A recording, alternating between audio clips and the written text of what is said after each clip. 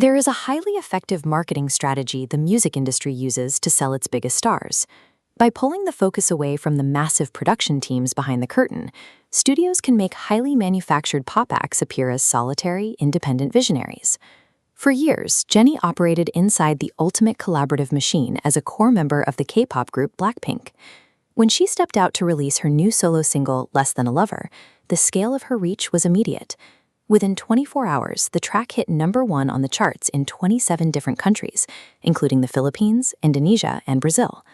Curious, achieving that kind of instant global saturation creates a heavy expectation. It forces an artist to balance the machinery required to reach millions of people with the pressure to look like a completely authentic, independent creator. Leading up to the song's release, her marketing leaned heavily into that independence. The official teaser posters presented 3 clear, specific claims: directed by Jennie, written by Jennie, music by Jennie. Fans and media outlets immediately amplified that messaging.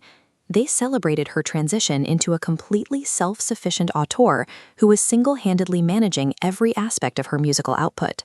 By aggressively positioning her as the sole author of the project, her promotional team established a very high bar for authenticity, one that would be instantly tested the moment the track went live.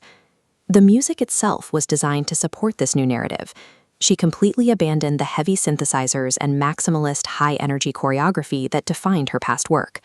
Instead, the single relies on a much more stripped-down, raw profile. The arrangement is built on lazy, lo-fi guitar riffs and vintage electric keyboards.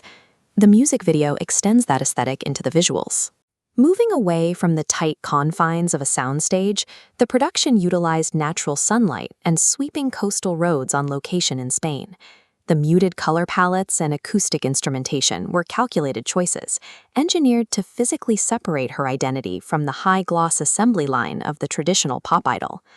But the streamlined narrative of the teaser posters collided with reality once the song hit streaming platforms and the official credits were published. This diagram illustrates the actual infrastructure behind the track. Below Jennie, the organization branches into a massive team of co-writers, vocal producers, and audio engineers. Even the claim of directing the music video fell apart, crediting a completely different individual. Listeners on K-pop forums immediately documented the discrepancy. Critics accused her of actively misleading the public to artificially boost her credibility as a serious musician. The backlash points to a wider tactic across the music industry, using the aesthetic of the struggling self-produced indie artist to market highly resourced, large-budget pop releases. Producing music at a global standard is inherently an industrial process. It requires collaboration across multiple, highly technical disciplines. Look at the equipment required for a final mix. A single artist cannot physically manage complex vocal tracking, adjust multi-channel equalization, and master a track for international distribution all at the exact same time. The necessity of dedicated, specialized audio engineering directly conflicts with the highly marketable image of the lone genius working isolated in a bedroom.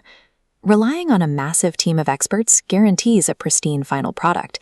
It just shatters the marketing illusion that one person did all the heavy lifting.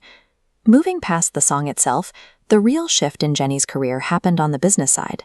She exited her legacy agency to establish her own independent label, Odd Atelier. She then partnered that new label with Columbia Records, securing a massive global distribution network while retaining executive control over her intellectual property. That corporate infrastructure supports her 15-track album, Ruby, which features highly negotiated collaborations with established acts like Dua Lipa and Childish Gambino. Her actual influence isn't found in robust business infrastructure.